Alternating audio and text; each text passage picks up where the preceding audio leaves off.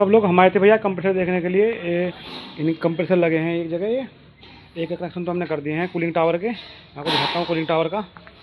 Cooling tower तो हमने ready कर दी है। और 2 कंप्रेसर हमारे और बचे हैं ये 25 HP के। इनको हम एक बार रेडी करते हैं। ये कूलिंग टावर तो हमारा हो चुका है रेडी। ठीक है जी, ये तो रेडी हो चुका है। वायरिंग फैल चुकी है इसकी भी, ये सारी चीज़ रेडी हो चुकी हैं। वो कूलिंग टावर लगा हुआ है, ये तो हो गया हमारा रेडी। ये लास्ट तो। और जो भैया वो कनेक्शन है उनके कनेक्शन अभी रह रहे हैं। उनको करेंगे रेडी अभी। ठीक है जी, उनको रेडी करके करेंगे क्योंकि उनके कनेक्शन तो हो गए हैं। वायरिंग करनी है फाइनल। इसकी वायरिंग हमने डाल रखी है। और इसकी ये रिले ख़राब निकली है और ये ऑयल से